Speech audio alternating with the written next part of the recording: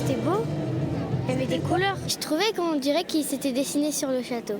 Quand l'eau est montée et que c'était la préhistoire. Lumière sur la ville. Cussé, Montluçon, Moulins. L'histoire des Bourbons propulsée sur les murs.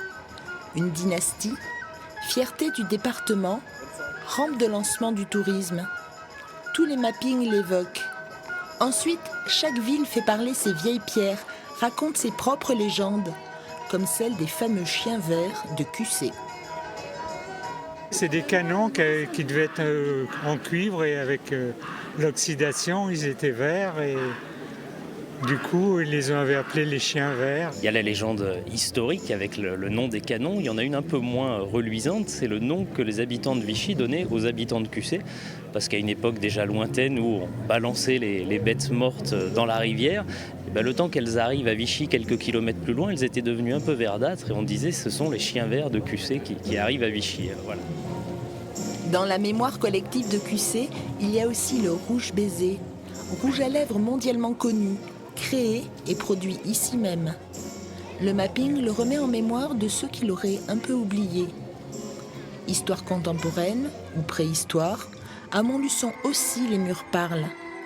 Et le château va bientôt rougir à ses souvenirs. L'origine de la pierre rouge du pic sur lequel est construit le château, du pic rocheux, c'est une pierre rouge qui brillait à la lumière du soleil. Ça donnait Montluçon, Mont des Lumières. C'est l'origine du nom de la ville de Montluçon.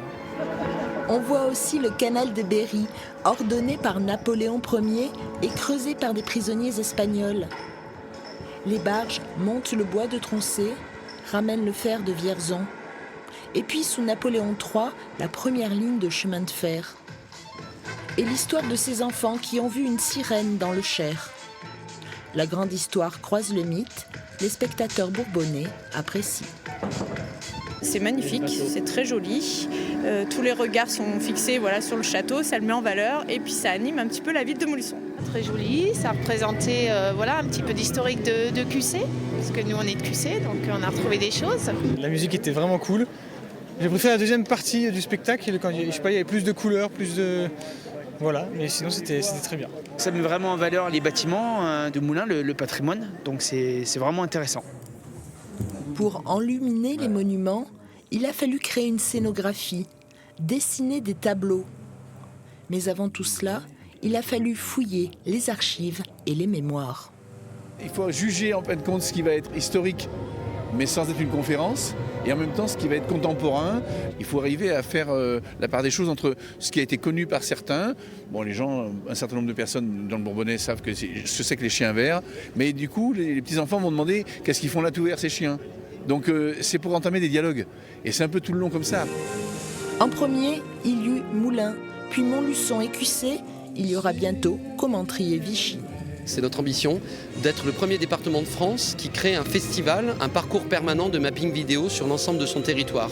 Ce qui veut dire que Néry-les-Bains et Bourbon-l'Archambault vont s'inscrire aussi dans cette dynamique-là et que le but c'est d'avoir 5, 7, 10 sites de spectacles permanents pendant toute la saison estivale et au moment des fêtes de fin d'année sur l'ensemble du territoire départemental.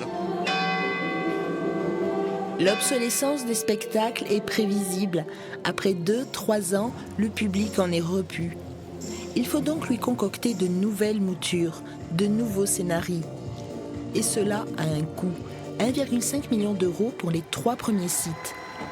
La région, le département et les villes concernées ont abondé pour cette première salve de mapping. Qu'en sera-t-il plus tard ? Il faut les renouveler, les reconcevoir, les faire vivre, c'est normal. Et s'il faut le faire sur la durée, on le fera sur la durée. C'est pas juste un spectacle une fois. L'objectif, c'est vraiment qu'on puisse s'installer comme étant la région de lumière. Les retombées économiques de ces spectacles sont quantifiables. L'été dernier à Moulins, 150 000 visiteurs ne sont venus que pour les voir.